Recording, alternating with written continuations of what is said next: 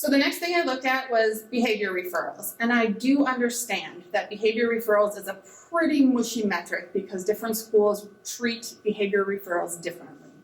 And that is true even though we've been trying to standardize how that happens across the district. We know that that's not entirely true. But I do think behavior referrals reflect something about the climate in a school.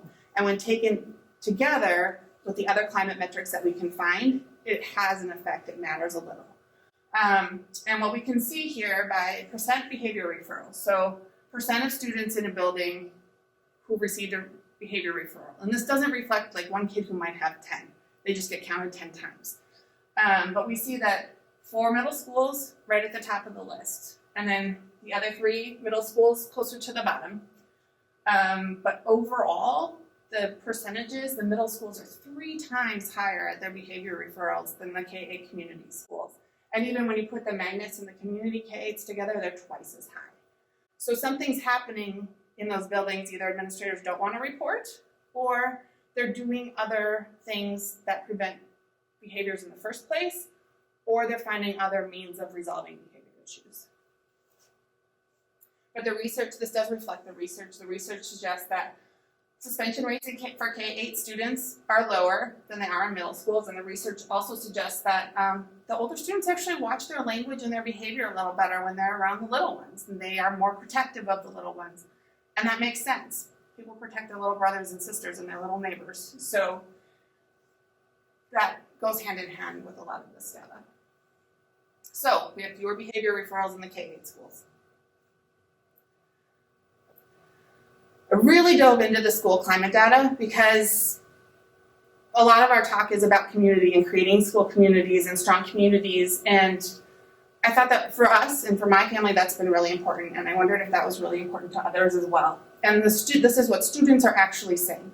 They're given these climate surveys on a yearly basis, and they rate their school on 9 different metrics. I'm only reflecting 5 of them here. There were 5 that were really significantly different, and 4 that were a little bit closer together. So the difference wasn't significant over our population, but in measures of safety, that's the yellow, you can see that there's a huge difference between students' perception of safety in their school between the K-8 schools and the middle schools, which is this first section here.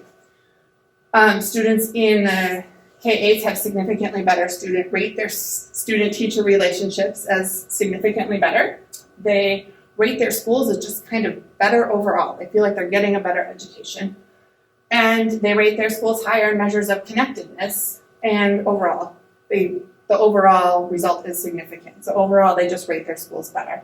What stood out to me was the safety thing, because I feel like students should feel safe in their schools, and then that connectedness thing, I wanted to see what that was about, because it's so much lower than the other data points.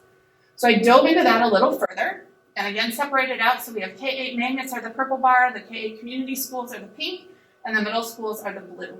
And the questions that are asked under that metric, the connectedness metric, are students feel like they belong at this school, students enjoy being at this school, and students are involved in extracurricular activities at this school. And you can see it drops with each metric, but it's the extracurricular opportunities that really falls out the bottom. And I find it really interesting that the district is arguing that there'll be better options for middle schoolers when the middle schoolers aren't, as a group, taking more advantage of extracurricular activities than the students in the K-8s. So I broke it out by white students and students of color, and you can see in every single metric, students rate their K-8 schools better than they do the middle schools. There's not even a single one that's different.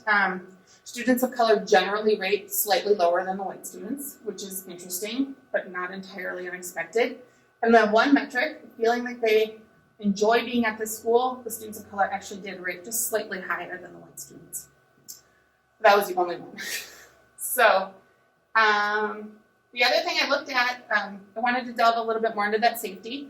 I did the 5 ethnic cohort that the data report card will break out. So white students, Hispanic students, Asian Pacific Islanders, American Indian, and African American. That's the 5 groups of bars you see here.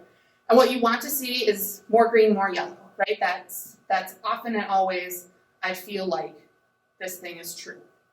And more orange and more red is not often or almost always feel like not true. So again, the question is, I feel safe at this school. And you can see by a large margin that students, there's a lot more green for the K-8 schools than there are for the middle schools. And probably a similar amount of yellow, but definitely more red, kind of on all of these metrics for the middle schools. So the third question is, I feel like I belong at this school. I feel like I enjoy this school. And again, on every metric, the K-8 schools are winning out. So kind of back to our checklist here, students feel safer and more connected at their K-8 schools, and they like their schools more. And we hear this from parents too.